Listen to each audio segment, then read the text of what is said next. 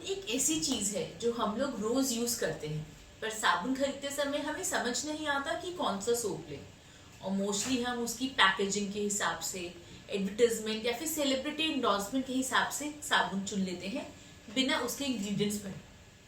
नमस्ते, मेरा नाम है doctor Shankila Mittal, MBBS MD dermatology Maulana Azad medical college से, और मैं दिल्ली में स्थित एक स्किन केयर स्पेशलिस्ट हूँ।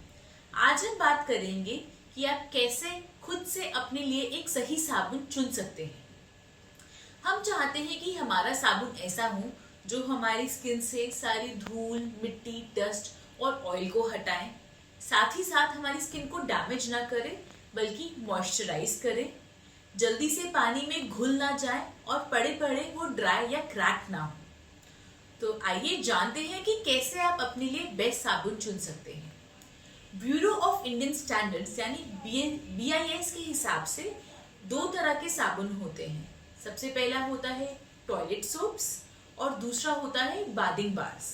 टॉयलेट सोप्स में क्लिनजिंग एक्शन और डिटर्जेंट एक्शन के लिए कुछ फ्री फैटी एसिड्स के सॉल्ट्स होते हैं, जैसे कि सोडियम स्टीरेट, पाल्मेट, कोकोएट, टैलुएट। ये अपने टोटल फैटी मैटर के हिसाब से तीन तरह की होती हैं। नंबर 1, जिसके अंदर 76% से ज्यादा फैटी मैटर हो, ग्रेड 2 70% और ग्रेड 3 60%। सिर्फ टोटल फैटी मैटर काफी नहीं होता, एक साबुन कितना सॉफ्ट है वो उसके टाइप ऑफ फैटी मैटर पे डिपेंड करता है। अगर उसका फैट प्लांट बेस्ड है, जैसे कि सोडियम कोकोएट में कोकोनट ऑयल से, सोडियम पाल्मिटेट और स्टेरेट से, palm oil and olive oil से, तो वो प्लांट बेस्ड सोप्स होती हैं। और अगर उनका एनिमल से फैटी मैटर डिराइव्ड है तो उनमें सोडियम टैलुएट होता है। एनिमल बेस्ड फैटी मैटर वाली सोप्स प्लांट वाली से ज्यादा सॉफ्ट होती हैं। पर अगर आप वेगन सोप चुनना चाहते हैं तो ध्यान दें कि उसमें सोडियम टैलुएट ना हो। किसी भी साबुन का जितना ज्यादा टोटल फैटी मैटर होगा और जितना ज्यादा उसमें एनिमल फैट होगा, वो उतना ही सॉफ्ट होंगी और हमारी स्किन को उतना ही सॉफ्ट रखेंगी। बाथिंग बार्स में क्लिनजिंग एक्शन के लिए कुछ सरफेस एक्टिव इंग्रेडिएंट्स होते हैं, जैसे कि सोडियम कोकाइल आइसोथायोनेट, सल्फोसक्सिनेट्स एंड बीटेल्स। ये कॉम्बो बार्स हो सकती हैं जिसमें सोप और सरफेस एक्टिव इंग्रेडिएंट दोनों हैं, या फिर सिंडेड बार्स हो सकती हैं जिसमें सिर्फ सरफेस एक्टिव इंग्रेडिएंट होता है। इंडिया में मोस्ट सोप्स जैसे कि लक्स, डेटॉल, लाइफबॉय, हमाम, मार्गो टॉयलेट सोप्स की कैटेगरी में आती हैं, और कुछ सोप्स जैसे कि पियर्स, फियामा या फिर glycerine based soaps combo bars की कैटेगरी में आती हैं। इनमें ग्लिसरीन की हाई कॉन्सेंट्रेशन होने की वजह से ये ट्रांसपेरेंट होती हैं और ज्यादा मॉइस्चराइजिंग इफेक्ट देती हैं।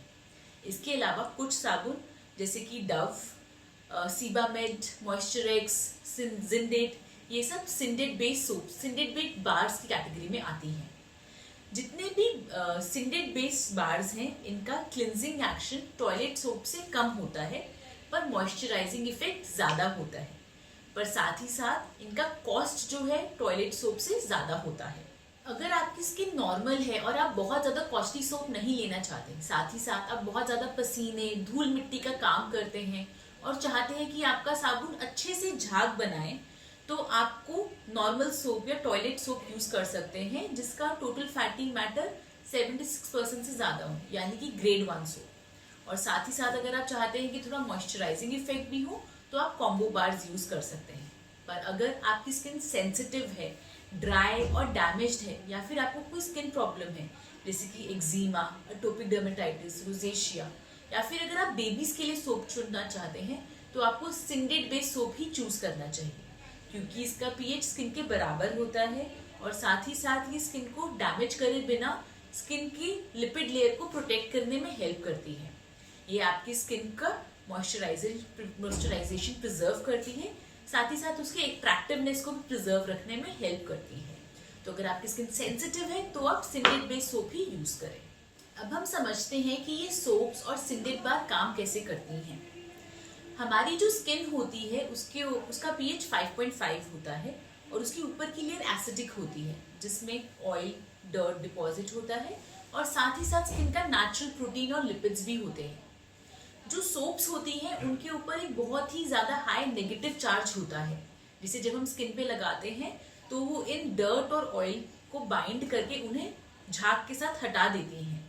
पर जो टॉयलेट सोप्स होती हैं वो इन ऑयल और डर्ट के साथ साथ हमारे नेचुरल प्रोटीन और लिपिड की एक लेयर को भी हटा देती है, जिसकी वजह से स्किन ड्राई और डैमेज हो जाती है।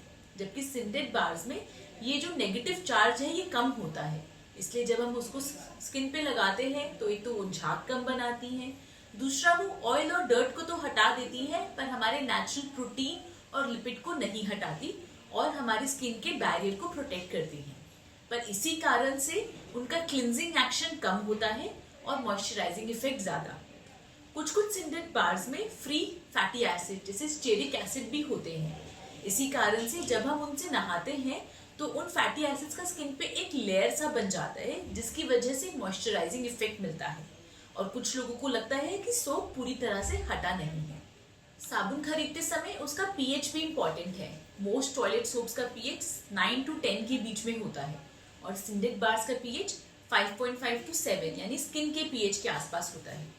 आपकी साबुन का पीएच जितना ज्यादा होगा यानी वो जितनी अल्कलाइन होगी वो उतना ही ज्यादा आपकी स्किन के प्रोटीन और लिपिड को बाइंड करके हटाएगी और उतना ही ज्यादा आपकी स्किन को डैमेज और इरिटेट करेगी। इसके अलावा सबसे इंपॉर्टेंट फैक्टर होता है कॉस्ट। आपका साबुन जितना अफोर्डेबल होगा आप उतना ही अच्छे से और रूटीनली से यूज कर पाएंगे।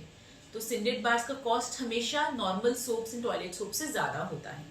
इसलिए अगर आपकी स्किन नॉर्मल है, आपको ज्यादा कॉस्टली साबुन नहीं चाहिए और बहुत अच्छे से झाग वाली साबुन चाहिए तो आप एक ग्रेड 1 टॉयलेट सोप यूज करें। पर अगर आपकी स्किन सेंसिटिव है, ऑलरेडी ड्राई और डैमेज्ड है तो आप सिंथेटिक बार ही यूज करें। याद रखें, आप चाहे कोई भी साबुन या सिंथेटिक बार लगाएं, नहाने के बाद स्किन पे मॉइस्चराइजेशन जरूर करें, क्योंकि मॉइस्चराइजर भी आपकी स्किन को रिपेयर करने में हेल्प करेगा और उसके ऊपर डैमेज लिपिड्स को फिर से एक लेयर बनाने में हेल्प करेगा। मैं आशा करती हूँ कि इस वीडियो से आपके साबुन से रिलेटेड सभी सवालों का जवाब मिला हो। अगर इसके अलावा भी आपको कोई सवाल हो तो नीचे दिए गए नंबर पे आप व्हाट्सएप कर सकते हैं या कमेंट सेक्शन में कमेंट कर सकते हैं। अगर आपको हमारा ये वीडियो पसंद आया हो तो हमारे चैनल को लाइक, सब्सक्राइब और शेयर जरूर करें। Thank you.